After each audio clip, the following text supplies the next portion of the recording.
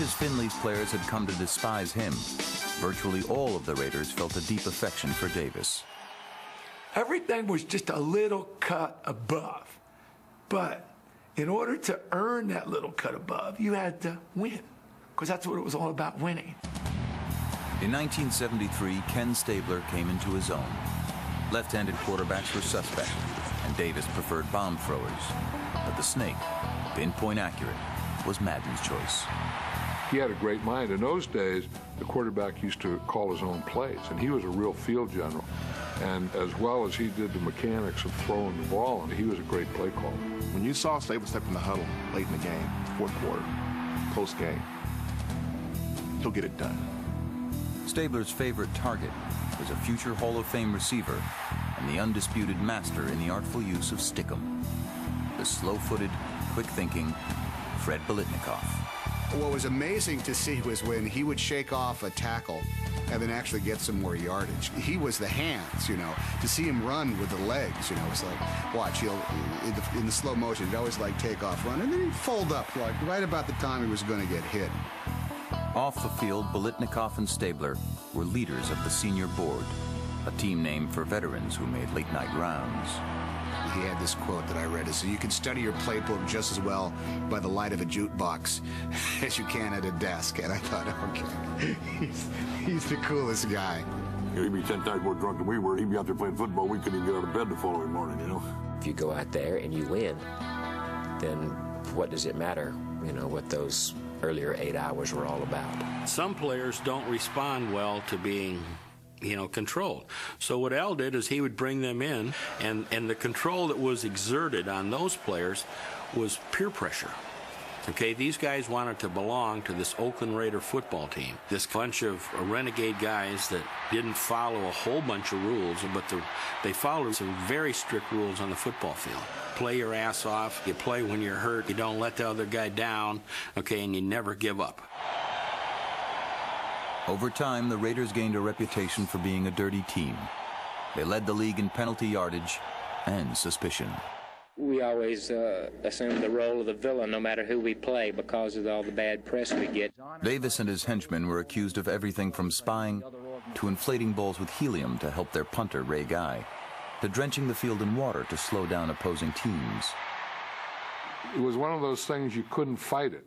So I just said, yeah, we do. I mean, I remember once we're playing Kansas City, and I told Hank Stram before the game, I said, hey, Hank, the field's really wet. I told the guys just to water it for 3 hours. And I said, you know what the guys did? They went on a lunch break. I said, so they watered it for like 8 hours. They never turned the water off.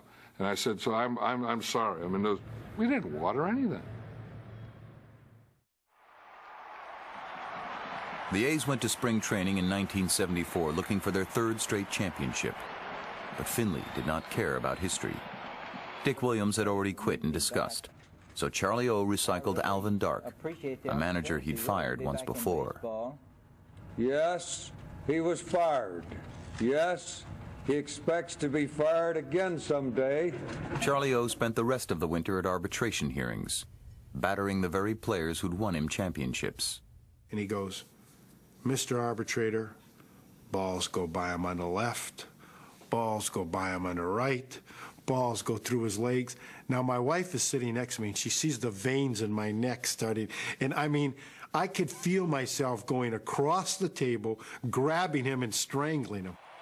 Charlie would say, oh, yeah, he did lead the league in home runs, but he only drove in 109 runs. And in leading the league, he only hit 36. He says, he's a superstar. And he should hit 30. And he should drive in 100. So really, he only hit 6 homers. And he only drove in 9. I just don't know what to do. He missed time with a 162-game schedule. He played 159. There were 3 days when we didn't have anyone of his caliber to put in a game when he was not on the job. The year before, he led the All-Star in votes. And this year, he just made the first team. He just got on the team, the starting team. But the year before, he was the biggest star. He slipped. And when you got done listening to him, you want to say, damn, man, I must have been horseshit.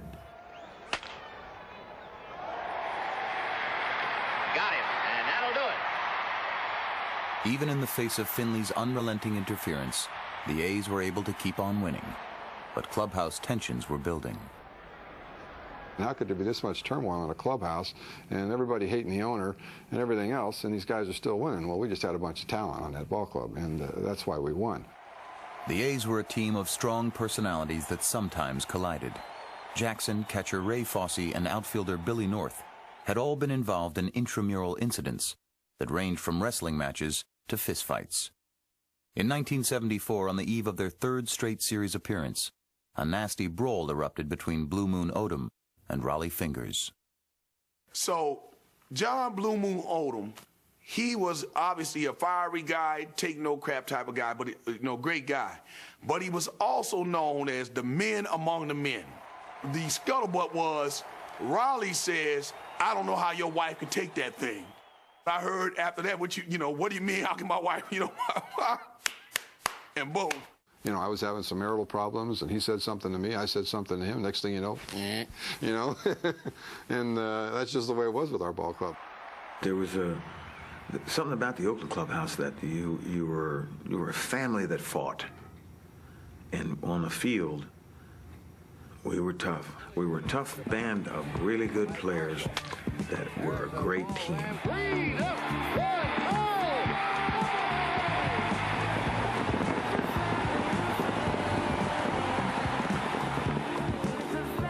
Despite their 2 championships, the A's headed into the 1974 World Series against the Los Angeles Dodgers as underappreciated and undervalued underdogs. Losing to the Oakland A's is like being run over by a Volkswagen. Well, but it's a strong Volkswagen, though. And the Volkswagen plowed through the Dodgers in 5 games for their 3rd straight series title, a feat that hadn't been accomplished since the Yankees of the early 50s. The one-strike delivery, and he accidentally hits it down the left field line. If we were playing in New York, they would be calling us the greatest team in baseball history. We weren't going to lose. You had to beat us. We really couldn't lose. We could be beat, but you had to break us up to beat us. Their attitude, man, I don't give a damn. I'm here just to win this game and kick ass. Every year that I was in high school, the Oakland A's were in the World Series in October. That's pretty cool stuff. When they went back to back to back, you almost felt like it put pressure on us. The baseball team is winning. The baseball team is good. The baseball team's world champions. We're the football team. We got to, we need to do the same thing. Despite compiling the best winning percentage of any team in pro football through the mid-70s, the Raiders couldn't get to the Super Bowl. The AFC was loaded, forcing Oakland to compete against some of the finest teams in NFL history. In 1973, the Raiders beat the Steelers, only to lose to the Dolphins in the AFC Championship game. The next year, the Raiders triumphed over the Dolphins in the closing seconds, but lost to the Steelers. Once again, a game shy of the Super Bowl. It seemed like we beat the snot out of Kansas City and Miami, and the Steelers would beat us. And we beat the snot out of the Steelers, and Miami and Kansas City would beat us. We just didn't know what we had to do. I mean, we knew going into training camp, we had the team, we had the ability, and we could get to that last game. But for some reason, the luck was always against us. When the Raiders played on Sunday, our neighborhood, for the most part, it kind of came to a stop. The game took precedence, and if they lost, it was like a cast a pall over the neighborhood. You start to hear that a good football team can't win the big one.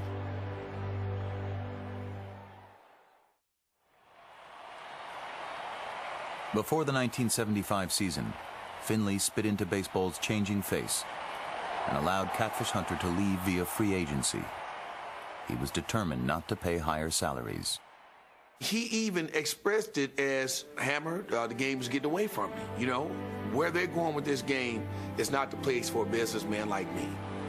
7 more of his players would be free agents after the 76 season. And since Finley had no intention of paying them, he started dealing them, sending Ken Holtzman and Reggie Jackson to Baltimore.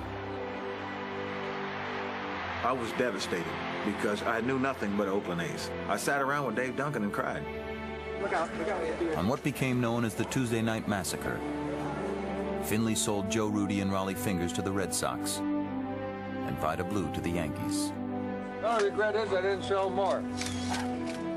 Commissioner Bowie Kuhn voided the deal.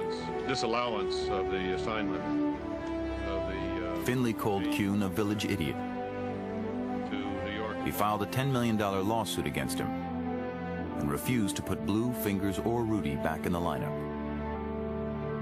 Says Mr. Finley, if we don't have Rudy, Fingers, and Blue back by Sunday's game, we're not playing. Finley relented, but the A's fell 2.5 games short of a divisional title for the first time in 6 years, and the Mustache Boys' run had ended. The end of the '76 season was probably the low point of my career. I think a lot of guys felt that way. Because none of us wanted to leave. We loved living in Oakland. And so we had all given him offers to try to sign. And he didn't even return our offers. I think he could have signed most of us for less than any of us got.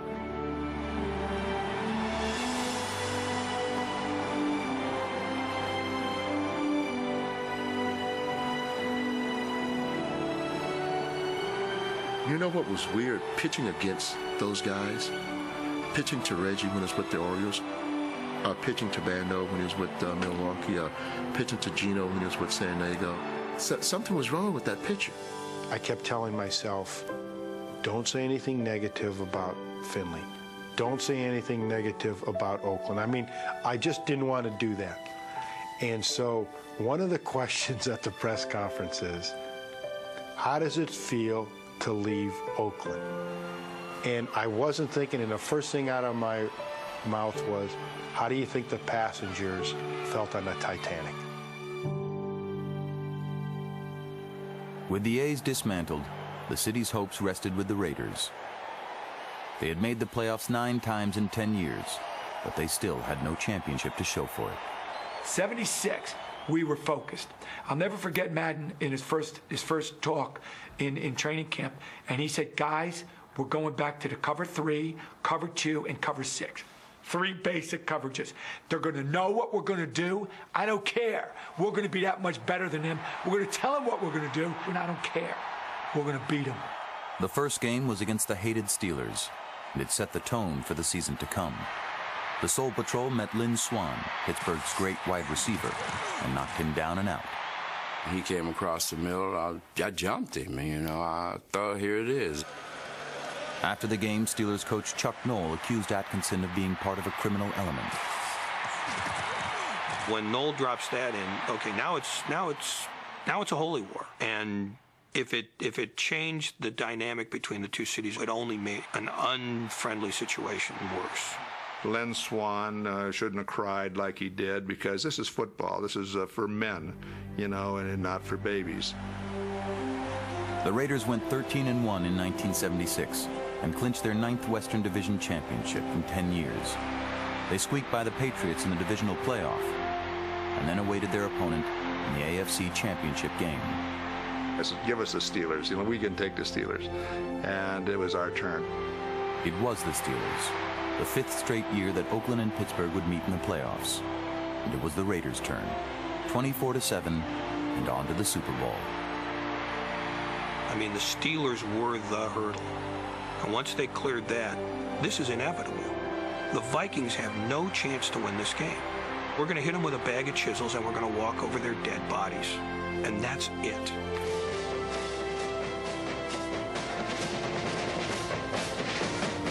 From the Rose Bowl Stadium in Pasadena, California, it is Super Bowl 11.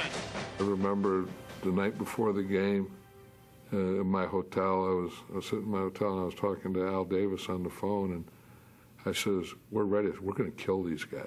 Al's, no, don't say that. Don't say that. And I don't think I ever said that before. I mean, I don't think it was, because I was never, I mean, I always felt we were going to win, but I never said it, you know. And I said it. And so it was just a confidence that, you know, we'd waited so doggone long to get there. That, I just felt this is it. I mean, there's no way we're going to be denied. John's pregame speech was probably the shortest one I'd ever heard him give. John just looked around the room. He said, gentlemen, this will be the single biggest event in your life. Only if you win. Let's go. The other team came back and they looked like a bunch of Jock Lettermen with their crew cut haircuts and doing a da-da-da-da-da-da. And the Raiders come out, man, I mean, they looked like they had a 3-day hangover. Their whiskers are all out.